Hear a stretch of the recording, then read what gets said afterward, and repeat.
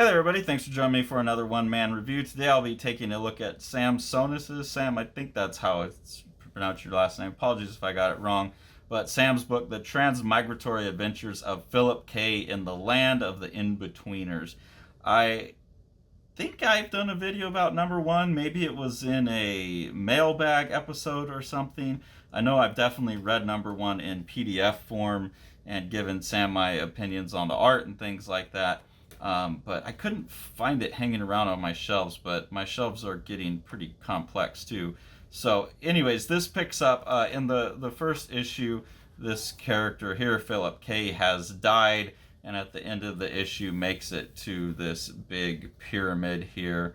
When last we saw him, Philip had only just arrived and met Bob, the temple's caretaker. This was after a long walk through the desert. So you have this character like in this in-between afterlife, and he is meeting a lot of mystical creatures.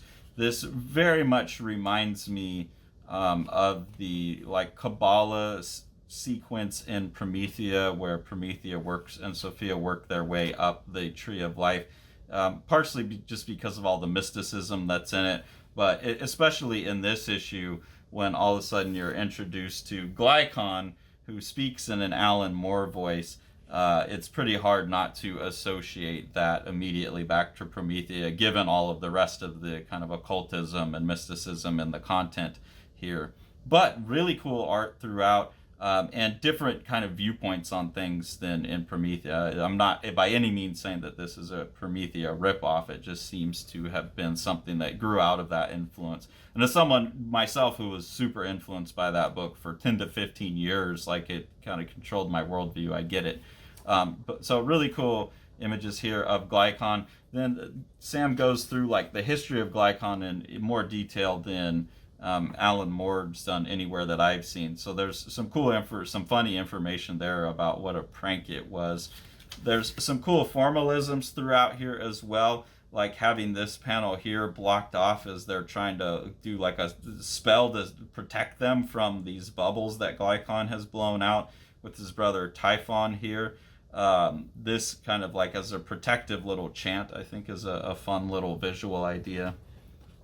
Some really cool, like trippy, multivalent patterns going on in the background. And then eventually Typhon's brother, or Glycon's brother Typhon, who's this big lizard monster, breaks out, lights everything on fire, gets in a fight with the sphinxes, messes up the temple. You can see down here there's the Etzheim, I think is how you would say it, Heim. That's the tree of life, the Kabbalah tree of life is down there. So another one of those like kind of Promethea connections through. And then at the end you get the reveal that there is the small pond is a like club that everyone goes to, I believe, and there's the big fish there, and we get Elvis, this Elvis fish there. So this is where it starts going like off into its own territory a little bit more, I think, from the Promethea vibes.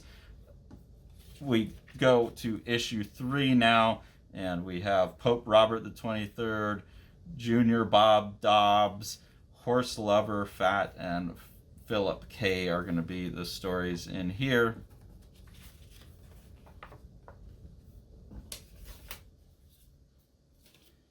This is the issue where you get the big history of Alexander and his like prank that he played with Glykon. Glykon even says, they ask how many people worship you, and he says not many at all in your era. There's a magician called Malinor in the city Northampton. So I think that's just a play on Alan Moore, switching the letters around. I don't know if Alan Moore has ever gone by Malinor, but Sam's obviously aware that that is an influence and not trying to hide it at all. So that's cool. Then you get this band being put together at the small pond that Elvis is going to sing for, and it has John Coltrane, Taylor Hawkins, Jaco Pastorius, Miles Davis, and then the artist formerly known as Prince, but who now just goes by A Moment of Silence. So a lot of like celebrities being brought into here. You can tell this is just a mashup of pretty much everything that Sam loves. We're also introduced to the paperclip warlock, who looks to be basically Adolf Hitler with long hair, wearing a cloak, being a magician.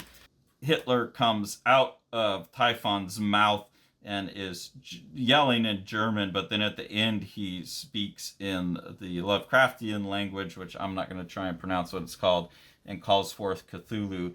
I actually found that kind of an interesting, almost like self-canceling thing. I feel like Nazism and fascism is like control and order gone too far, the far side of that. So it's kind of strange to me that Hitler would come out and call up what I take to be like the kind of symbolic embodiment of the chaos behind everything. It's a weird like two ends of the spectrum that go wrong, and I guess Hitler now has come back and is going to use chaos to achieve his goals instead of order this time. I'm not quite sure. Really cool image here that combines the Eye of Ra and then like a description, based on the description, actual description of what angels look like in the Bible with all these rings floating around it.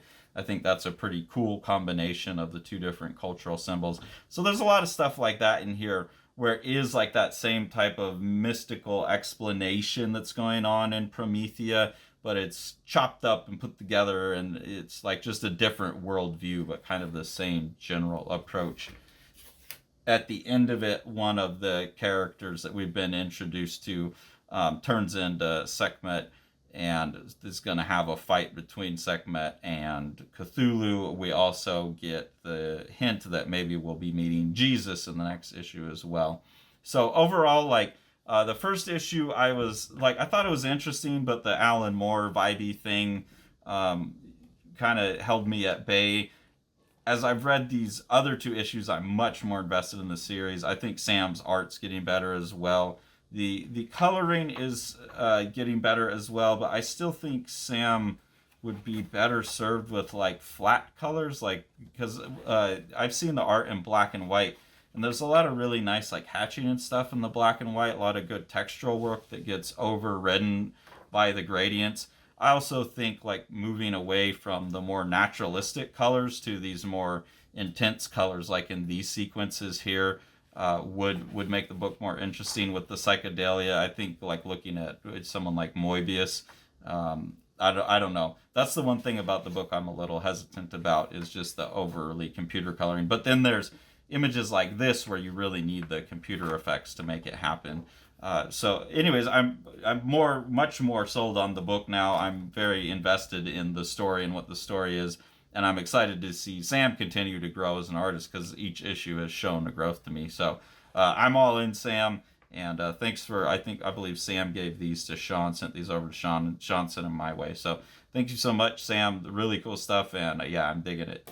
Centralia is an awesome, gorgeous comic by rising Dutch star Neil Vanderpeet. This is his first work. It's a really great sci-fi story.